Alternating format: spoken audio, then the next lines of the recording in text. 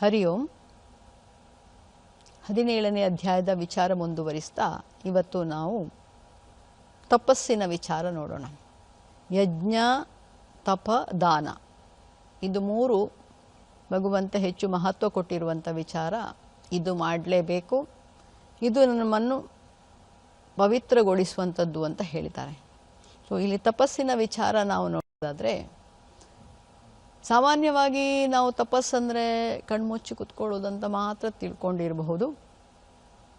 ತಪಸ್ಸು ಅದು ಒಂದು ಕೂಡ. ನಾವು ಇರುವ ಸ್ತರದಿಂದ ನಮ್ಮನ್ನು ಉನ್ನತ ಸ್ತರದ ಕಡೆಗೆ ತೆಗೆದು ಹೋಗುವಂಥದ್ದು ತಪಸ್ಸು. ಮನಸ್ಸು ಇಂದ್ರಿಯ ಬುದ್ಧಿಯನ್ನು ಹಿಡಿತದಲ್ಲಿಟ್ಟುಕೊಂಡು ಒಂದೇ ವಿಚಾರದ ಕಡೆ ಫೋಕಸ್ ಮಾಡಿ ಅದರ ಕಡೆ ಗಮನ ಮಾಡಿ ಅದೇ ಚಿಂತನೆಯಲ್ಲಿದ್ದು ಇರುವಂಥದ್ದು ತಪಸ್ಸು.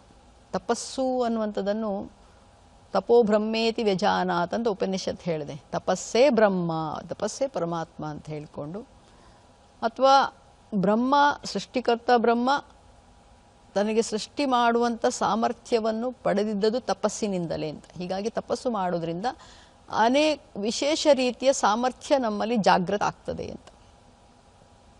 ಆದರೆ ಸಾಮಾನ್ಯ ಜೀವನದಲ್ಲಿ ನಾವು ನೋಡೋದಾದರೆ ಭಗವಂತ ನಮ್ಮ ಉಪಕರಣಗಳಲ್ಲಿ ಯಾವ ರೀತಿಯ ತಪಸ್ಸು, ಉಪಕರಣ ಅಂದರೆ ದೇಹ, ಮನಸ್ಸು, ಬುದ್ಧಿ, ಯಾವ ರೀತಿಯ ತಪಸ್ಸು ನಾವು ನಿತ್ಯ ಜೀವನದಲ್ಲಿ ಹೇಗೆ ಮಾಡಬಹುದು ಅನ್ನೋದನ್ನು ಹೇಳಿದ್ದಾರೆ. ದೇವದ್ವಿಜ ಗುರು ಪೂಜನಂ ಶೌಚನಂ ಆರ್ಜವಂ ಬ್ರಹ್ಮಚರ್ಯಂ ಅಹಿಂಸಾ ಅಂತ. ನಾವು ಶಾರೀರಿಕ ಲೆವೆಲ್ನಲ್ಲಿ, ಶರೀರದ ಲೆವೆಲ್ನಲ್ಲಿ ನೋಡೋದಾದರೆ, ಸ್ಥೂಲ ರೂಪದಲ್ಲಿ ನೋಡೋದಾದರೆ, ಶರೀರದಿಂದ ನಾವು ಮಾಡುವಂಥ ತಪಸ್ಸು ನಿತ್ಯ ವ್ಯವಹಾರದಲ್ಲಿ ಅಂತ ಹೇಳಿ ದೇವ ದ್ವಿಜ ಗುರು ಪೂಜನಂ. ದೇವರು, ಬ್ರಾಹ್ಮಣರು, ಗುರುಗಳು, ಜ್ಞಾನಿಗಳು ಇಂಥವರ ಸೇವೆಯನ್ನು ಮಾಡುವಂಥದ್ದು. ಸೇವೆಯನ್ನು ಮಾಡೋದಂದರೆ ಅವರ ಪಾದ ಸೇವೆ ಮಾಡುವಂಥದ್ದಲ್ಲ, ಅವರಿಗೆ ಗೌರವವನ್ನು ಕೊಡುವಂಥದ್ದು, ಅವರ ಮಾತನ್ನು ನಾವು ಕೇಳುವಂಥದ್ದು, ಅಥವಾ ಅವರಿಗೆ ಅವಶ್ಯಕತೆ ಇದ್ದಲ್ಲಿ ಸಹಾಯ ಮಾಡುವಂಥ ಬೇರೆ ಬೇರೆ ರೀತಿಯಲ್ಲಿದೆ. ಅವರ ಸೇವೆ ಮಾಡುವಂಥದ್ದು ಏನಿದೆ. ಆಮೇಲೆ ಶೌಚಂ ಅಂತ ಒಂದು ವಿಚಾರ ಹೇಳಿದ್ದಾನೆ. ಶರೀರದ ಲೆವೆಲ್ನಲ್ಲಿ ಮಾತ್ರ ಅಲ್ಲದು, ಎಲ್ಲ ಲೆವೆಲ್ನಲ್ಲಿ ಬರ್ತದೆ. ಮಾನಸಿಕ ಮತ್ತು ಮಾತಿನ ಲೆವೆಲ್ನಲ್ಲಿ ಕೂಡ ನಮ್ಮ ಮಾತು ಶುದ್ಧವಾಗಿರಬೇಕು. ನಕಾರಾತ್ಮಕ ಅಥವಾ ಕೆಟ್ಟ ಯೋಚನೆಗಳು ಮಾಡಿದ್ರೆ ಅದು ಒಳ್ಳೆ ಇದಲ್ಲ, ಶುದ್ಧ ಅಲ್ಲ ಅಂತ. ಶರೀರದ ಲೆವೆಲ್ನಲ್ಲಿ ಶೌಚಂ, ಕ್ಲೆನ್ಲಿನೆಸ್ ಈಸ್ ಇಂಪಾರ್ಟೆಂಟ್, ಅದು ಬೇಕು. ಇನ್ನು ಆರ್ಜವಂ, ಸ್ಟ್ರೈಟ್ ಫಾರ್ವರ್ಡ್ನೆಸ್. ಯಾವಾಗಲೂ ಏನು ನೋಡ್ತೇವೋ, ಏನು ವಿಚಾರ ಮಾಡ್ತೇವೋ ಅದನ್ನೇ ಮಾತಾಡಬೇಕು. ಯಾರು ಮನಸ್ಸಿನಲ್ಲಿ, ವಾಕ್ನಲ್ಲಿ, ಕಾರ್ಯದಲ್ಲಿ ಒಂದೇ ವಿಚಾರ ಮಾಡ್ತಾರೋ ಅವರನ್ನು ಮಹಾತ್ಮರು ಅಂತ ಹೇಳಿದ್ದಾರೆ. ಅವರನ್ನು ಸಾಧು ಸಂತರು ಅಂತ ಹೇಳ್ತಾರೆ. ಸ್ಟ್ರೈಟ್ ಫಾರ್ವರ್ಡ್ ಅಂದರೆ ಹಾಗೆ. ಇಲ್ಲದಿದ್ದರೆ ಹೇಗೆ, ಮನಸ್ಸಿನಲ್ಲಿ ಒಂದು, ಮಾತಾಡೋದೊಂದು, ಕಾರ್ಯದಲ್ಲಿ ಮತ್ತೊಂದು. ಅದು ಆರ್ಜವಮಲ್ಲ. ಆರ್ಜವಂತ, ಅದಕ್ಕೋಸ್ಕರ ಅರ್ಜುನನಿಗೆ ಅರ್ಜುನ ಅಂತ ಹೆಸರು ಬಂದಿರೋದೇ ಅವನ ಸ್ಟ್ರೈಟ್ ಫಾರ್ವರ್ಡ್, ಆರ್ಜವಂ ಸ್ವಭಾವದಿಂದ ಅರ್ಜುನ ಅಂತಹ. ಭಗವಂತ ಅವನಿಗೆ ಈ ಸ್ವಭಾವಕ್ಕಾಗಿ ಬಹಳ ಇಷ್ಟಪಡ್ತಾನೆ. ಸೊ ಯಾವ ಸ್ವಭಾವಗಳನ್ನು ದೈವಿ ಸಂಪತ್ತು ಅಂತ 16ನೇ ಅಧ್ಯಾಯದಲ್ಲೂ ಹೇಳಿದನೋ ಆ ಸ್ವಭಾವ ಯಾರಲ್ಲಿದೆಯೋ ಅವನ ಮೇಲೆ ಭಗವಂತನ ವಿಶೇಷ ಕೃಪೆ ಇರ್ತದೆ. ಅರ್ಜುನನಿಗೆ ಹೇಳ್ತಾನೆ, ನೀನು ಚಿಂತಿಸಬೇಡ, ನಿನಗೆ ದೈವಿ ಸಂಪತ್ತು, ದೈವಿ ಸ್ವಭಾವಗಳು ಇರುವಂಥವನು ನೀನು ಅಂತ. ಈ ಶರೀರದ ಲೆವೆಲ್ನಲ್ಲಿ ಬ್ರಹ್ಮಚರ್ಯ ಅಂದರು ಪರಮಾತ್ಮನ ಚಿಂತನೆಯಲ್ಲಿ ಇರುವಂಥವನು ಅಂತ ಹೇಳಿ ಅರ್ಥ. ಆಮೇಲೆ ಅಹಿಂಸಾ, ಫಿಸಿಕಲ್ ಯಾರಿಗೂ ತೊಂದರೆ ಮಾಡದೇ ಇರುವಂಥದ್ದು. ಹೀಗೆ ಬೇರೆ ಬೇರೆ ರೀತಿಯಲ್ಲಿ ಮುಖ್ಯವಾಗಿ ಇಲ್ಲಿರುವಂಥದ್ದು ಹೇಳಿದೆ, ಗುರು ಹಿರಿಯರ ಸೇವೆ ಮಾಡುವಂಥದ್ದು, ಅವರನ್ನು ಗೌರವಿಸುವಂಥದ್ದು, ಅವರು ಹೇಳಿದ ಮಾತು ಕೇಳುವಂಥದ್ದೇ ಒಂದು ದೊಡ್ಡ ಸೇವೆ ಅವರಿಗೆ ಮಾಡುವಂಥದ್ದು. ಆದರೆ ವಾಂಗ್ಮಯ, ಮಾತಿನ ಲೆವೆಲ್ನಲ್ಲಿ ಹೇಳೋದಾದರೆ ಅದು ತಪಸ್ಸು ಅಂತ, ಗುರು ಹಿರಿಯರ ಸೇವೆ ಮಾಡುವಂಥದ್ದು ಶರೀರದ ಲೆವೆಲ್ನಲ್ಲಿ ನಾವು ಮಾಡುವಂಥ ತಪಸ್ಸು. ಅನುದ್ವೇಗಕರಂ ವಾಕ್ಯಂ ಸತ್ಯಂ ಪ್ರಿಯಹಿತಂ ಚಯತ್ ಅಂತ ಹೇಳಿ ನಾವು ಮಾತಾಡುವಾಗ ಯಾವಾಗಲೂ ಇನ್ನೊಬ್ಬರನ್ನು ನೋಯಿಸದೇ ಇರುವ ಹಾಗೆ ಮಾತಾಡಬೇಕು. ಮೊದಲನೇ ಅದು ನಿಯಮ ನಮ್ಮಲ್ಲಿ ನಾವು ಅಳವಡಿಸಿಕೊಂಡ್ರೆ ಅದು ನಮಗೆ ಹಿತವಾಗಿರ್ತದೆ. ತುಂಬ ಹೆಚ್ಚಿನ ಸಲ ನಾವು ವಿಚಾರ ಮಾಡದೆ ಏನೋ ಮಾಡಿ ಹೇಳಿಬಿಡ್ತೇವೆ, ಆವಾಗ ಇದ್ದವರಂಥ ಮನಸ್ಸು ನೋಯಿಸಲ್ಪಡ್ತದೆ. ಅದು ಸರಿಯಲ್ಲ. ಯಾರೋ ವಾಕ್ಮಯ ತಪಸ್ಸು ಮಾತಿನ ತಪಸ್ಸು ಆಚರಿಸಬೇಕಂತ ಇದ್ದಾರೋ ಅವರಲ್ಲಿ ಇರುವಂಥ ಮೊದಲನೇ ನಿಯಮ ಬೇರೆಯವರನ್ನು ನೋಯಿಸುವಂಥ ಮಾತು ಆಡದೇ ಇರುವಂಥದ್ದು. ಯೋಗದಲ್ಲಿ ಹೇಳ್ತಾರೆ ಏನು ವಾಕ್ ನಿರೋಧ ಅಂತ ಹೇಳ್ಕೊಂಡು, ಮಾತು ನಮಗೆ ಎಷ್ಟು ಬೇಕೋ ಯಾವಾಗ ಬೇಕೋ ಅಷ್ಟು ಮಾತ್ರ ಮಾತಾಡಬೇಕು, ಅದಕ್ಕಿಂತ ಜಾಸ್ತಿ ಮಾತಾಡಬಾರ್ದು. ಯಾರೋ ತಿಳಿದವರು ಹೇಳಿದ್ದಾರೆ ಏನಂದರೆ, ನಾವು ಮಾತಾಡೋದನ್ನು ಕಲಿಬೇಕಾದ್ರೆ 2 ವರ್ಷ ಆಲ್ಮೋಸ್ಟ್ 2 ವರ್ಷ ಆಗುವಾಗ ಮಾತಾಡಲಿಕ್ಕೆ ಒಂದು ಸರಿಯಾಗಿ ಕಲಿತು ಬಿಟ್ಟಿದ್ದ ಮಗು. ಆದರೆ ಏನು ಮಾತಾಡಬಾರ್ದು ಅಂತ ಕಲೀಲಿಕ್ಕೆ ನಮ್ಮ ಜೀವನ ಪೂರ್ತಿ ಬೇಕಂತೆ.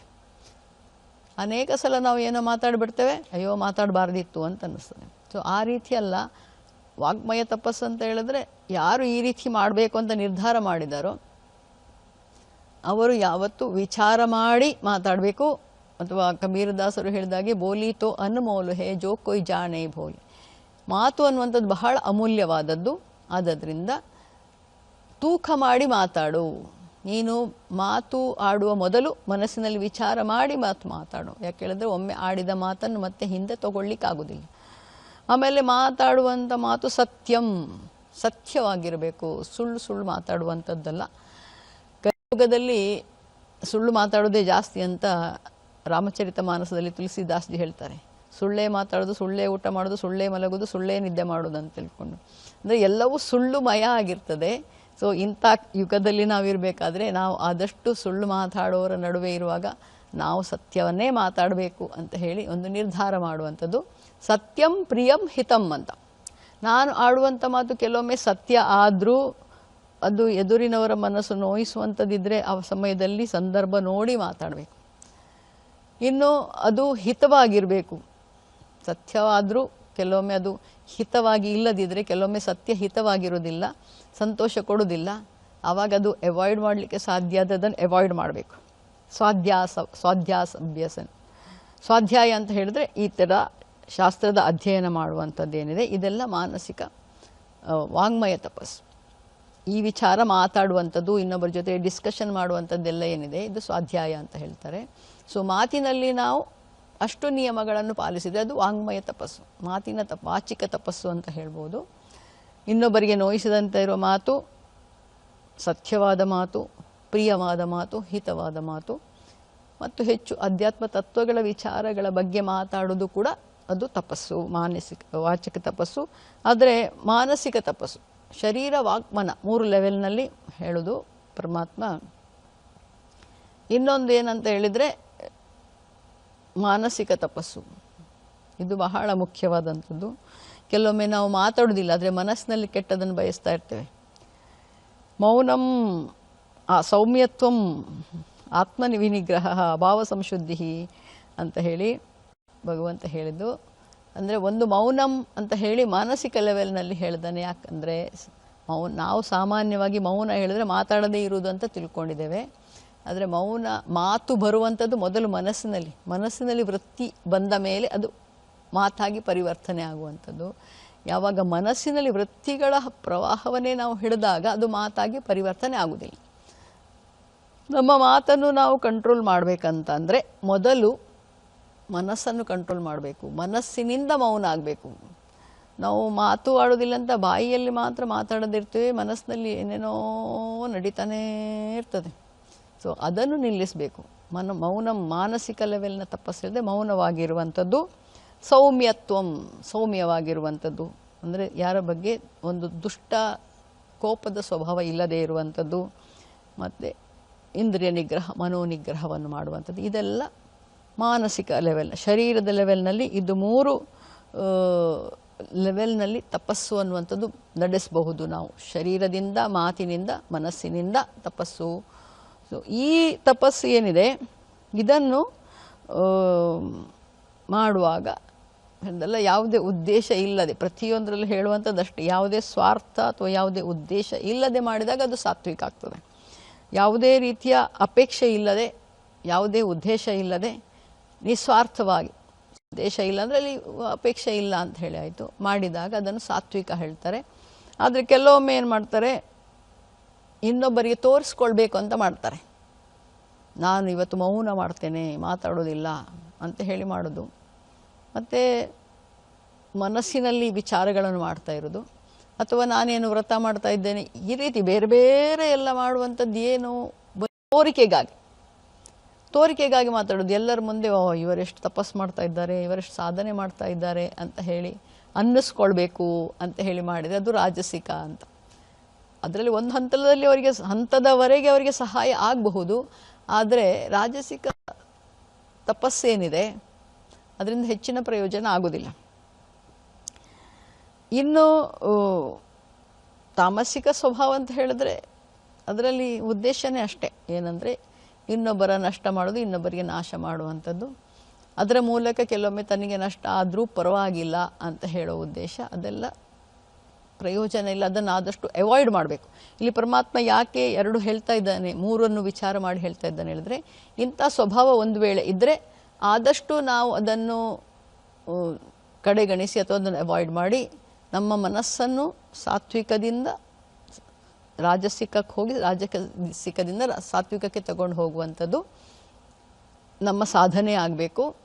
ನಮ್ಮ ಅಂತಃಕರಣ ಶುದ್ಧಿಗಾಗಿ ಸಹಾಯ ಮಾಡುವಂಥದ್ದು ಸಾತ್ವಿಕ ಬುದ್ಧಿಯಲ್ಲಿ ಬಂದ ಮೇಲೆ ಅದು ನಮ್ಮ ಅಂತಃಕರಣ ಶುದ್ಧಿಯಾಗಿ ಸಾಧನೆಗೆ, ಆತ್ಮಜ್ಞಾನದ ಅರಿವಿಗೆ ಕರ್ಕೊಂಡು ಹೋಗುವಂಥದ್ದು. ಸೊ ನಮ್ಮ ಮುಖ್ಯ ಉದ್ದೇಶವೇ ನಮ್ಮ ಅಂತಃಕರಣ ಶುದ್ಧಿ ಆಗಿರ್ತದೆ. ಹಾಗಾಗಿ ಒಂದು ವೇಳೆ ನಮ್ಮ ಸ್ವಭಾವದಲ್ಲಿ ತಾಮಸಿಕ ಸ್ವಭಾವ ಅದೇ ರೀತಿ ಆಹಾರ ಅಥವಾ ತಪಸ್ಸು, ಯಜ್ಞ ಎಲ್ಲ ಮಾಡ್ತಾ ಇದ್ದರೆ ಅದನ್ನು ಬಿಟ್ಟು, ಅದನ್ನು ತ್ಯಾಗ ಮಾಡಿ ಒಂದೇ ಸಲ ಸಾತ್ವಿಕಕ್ಕೆ ಹೋಗ್ಲಿಕ್ಕೆ ಆಗದೇ ಇದ್ದರೂ ನಿಧಾನಕ್ಕೆ ರಾಜಸಿಕ ಸ್ವಭಾವ ಆಯಿತು, ನನಗೊಳ್ಳೆಯದಾಗಲಿ, ನಾನು ಮಾತ್ರ ಒಳ್ಳೆಯದಾಗಲಿ ಅಂತ ಮಾಡಿದರೂ ಪರವಾಗಿಲ್ಲ, ಅಥವಾ ನನಗೆ ಕೀರ್ತಿ ಸಿಗಲಿ, ನನಗೆ ಯಶಸ್ಸು ಸಿಗಲಿ, ಈ ರೀತಿ ಬೇರೆ ಬೇರೆ ಉದ್ದೇಶಗಳಿಂದ ಮಾಡಿದರೂ ಪರವಾಗಿಲ್ಲ. ಆದರೆ ಅದನ್ನು ಮಾಡ್ತಾ ಮಾಡ್ತಾ ವಿಚಾರ ಮಾಡಿ ಇದರಿಂದ ನಿಜವಾಗಿ ನನಗೆ ಪ್ರಯೋಜನ ಸಿಗ್ತಾ ಇದೆಯೋ, ಅಥವಾ ನನಗೆ ಸಿಗ್ತಾ ಇರೋ ಪ್ರಯೋಜನ ಶಾಶ್ವತವಾದದ್ದು, ಇದನ್ನೆಲ್ಲ ನಾವು ಗಮನಿಸಿದಾಗ ನಾವು ಯಾವಾಗಲೂ ಶಾಶ್ವತವಾದ ಫಲದ ಕಡೆಗೆ ಹೋಗಬೇಕು. ಯಾವುದು ನಶ್ವರ ಅಶಾಶ್ವತವಾದ ಫಲವನ್ನು ಕಡೆಗಣಿಸಬೇಕು. ಯಾವಾಗ ನಮಗೆ ಶರೀರದ ಲೆವೆಲ್ನಲ್ಲಿ ಮಾಡುವಂಥ ತಪಸ್ಸೇನಿದೆ ಅದು ಸ್ವಲ್ಪ ಏನು ಸರಳ ಮತ್ತು ಸುಲಭ. ಗುರುಗಳ ಸೇವೆ ಮಾಡ್ತೇನೆ ಅಥವಾ ದೊಡ್ಡವರ ಸೇವೆ ಮಾಡ್ತೇನೆ ಅಂತ ಅದು ನಾಟಕಕ್ಕಾಗಿ ಮಾಡೋದಲ್ಲ. ಗುರುಗಳು ಬಂದರು ಅಂತ ನಮಸ್ಕಾರ ಮಾಡೋದು, ಉದ್ದಂಡ ನಮಸ್ಕಾರ ಮಾಡೋದು, ಆದರೆ ಗುರುಗಳ ಮೇಲೆ ಗೌರವನೇ ಇಲ್ಲ. ಇದು ದಂಭದಿಂದ ಮಾಡಿದಾಗ ಆಗ್ತದೆ. ಸೊ ದಂಭದಿಂದ ಮಾಡಿದಾಗ ಅಲ್ಲಿ ನಿಜವಾದ ಪ್ರಯೋಜನ ಆಗುವುದಿಲ್ಲ. ಅಂದರೆ ಗುರುಗಳು ಏನೋ ಆಶೀರ್ವಾದ ಮಾಡ್ಬೋದು, ಆದರೆ ಪರಮಾತ್ಮ ಒಬ್ಬ ಇದ್ದಾನೆ, ಅದನ್ನು ಗಮನಿಸುವವನು, ಅವನಿಂದ ಆಶೀರ್ವಾದ ಸಿಗುವುದಿಲ್ಲ. ಸಿನ್ಸಿಯರ್ ಆಗಿ ಶ್ರದ್ಧೆಯಿಂದ ನಿಜವಾದ ಭಕ್ತಿಯಿಂದ ಮಾಡಿದಾಗ ಮಾತ್ರ ಅದಕ್ಕೆ ಪ್ರಯೋಜನ ಸಿಗ್ತದಲ್ಲದೆ ನಾವು ಯಾವ ಉದ್ದೇಶದಿಂದ ಮಾಡ್ತಾ ಇದ್ದೇವೆ ಅನ್ನೋದು ಪರಮಾತ್ಮನಿಗೆ ಎಲ್ಲವೂ ಗಮನಿಸ್ತಾ ಇರೋದ್ರಿಂದ ಆದಷ್ಟು ಸ್ವಾರ್ಥ ಸರಿ ನಾವು ಒಪ್ಕೊಳ್ಳೋಣ. ಹೇಳಿದೆ ಆರ್ಜವಂ, ಸೀದಾ ಸ್ಟ್ರೈಟ್ ಫಾರ್ವರ್ಡ್ನೆಸ್ ನಮ್ಮಲ್ಲಿ ತರುವಂಥ ಪ್ರಯತ್ನ ಮಾಡೋಣ. ಸ್ವಾರ್ಥಕ್ಕಾಗಿ, ಲಾಭಕ್ಕಾಗಿ ನಾನು ಮಾಡ್ತಾ ಇದ್ದರೂ ನಿಧಾನಕ್ಕೆ ಅದನ್ನು ಗಮನಿಸಿ ಆ ಸ್ವಾರ್ಥದಿಂದ ನಿಸ್ವಾರ್ಥದ ಕಡೆಗೆ ಹೋಗುವಂಥದ್ದು. ಇನ್ನು ದಂಭ, ನಾಟಕ ಇಂಥದ್ದನ್ನೆಲ್ಲ ಏನು ಸ್ವಭಾವ ಇದೆ ಅದನ್ನು ಆದಷ್ಟು ಕಡಿಮೆ ಮಾಡ್ತಾ ಮುಂದುವರಿಬೇಕು. ಈ ರೀತಿ ಮುಂದುವರಿಯುವುದು ಏನಿದೆ ಅದು ನಮಗೆ ಸಹಾಯಕಾರಿಯಾಗುವಂಥದ್ದು. ಶರೀರದ ಲೆವೆಲ್ ಆಗಲಿ, ಅದು ಮಾತಿನ ಲೆವೆಲ್ನಲ್ಲಿ ಆದರೂ, ಈಗ ಹೇಳಿದ್ದಲ್ಲ, ಮಾತು ಕೆಲವೊಮ್ಮೆ ನಾವು ಯಾರ ಮೇಲೆ ಆದರೂ ಬೇಸರ, ಕೋಪ ಇದ್ದು ಆಡದೇ ಇರ್ಬೋದು, ಆದರೆ ಮನಸ್ಸಿನಲ್ಲಿ ಕೋಪ ಇದ್ದೇ ಇರ್ತದೆ. ಸೊ ಆ ಮನಸ್ಸಿನಲ್ಲಿದ್ದ ಕೋಪವನ್ನು ನಿಧಾನಕ್ಕೆ ವಿಚಾರದ ಮೂಲಕ ನಾಶಗೊಳಿಸುವಂಥ ಪ್ರಯತ್ನ ಮಾಡ್ತಾ ನಮ್ಮನ್ನು ನಾವು ಹೆಚ್ಚು ಹೆಚ್ಚು ಆಧ್ಯಾತ್ಮಿಕ ಪ್ರಗತಿಯ ಬಗ್ಗೆ ಯೋಚಿಸ್ತಾ ನಮ್ಮಲ್ಲಿ ಅಂತಃಕರಣ ಶುದ್ಧಿ, ನಮ್ಮ ಮನಃಶುದ್ಧಿಯ ಕಡೆ ಗಮನಿಸಿ ಅದನ್ನು ಹೆಚ್ಚು ಮಾಡುವಂಥ ಪ್ರಯತ್ನ ಮಾಡಬೇಕು. ಅದಕ್ಕಾಗಿ ಸಾತ್ವಿಕ ಆಹಾರ, ಸಾತ್ವಿಕ ಯಜ್ಞ, ಸಾತ್ವಿಕ ತಪಸ್ಸು ಅಂತ ಹೇಳ್ಕೊಂಡು. ಹರಿ ಓಂ.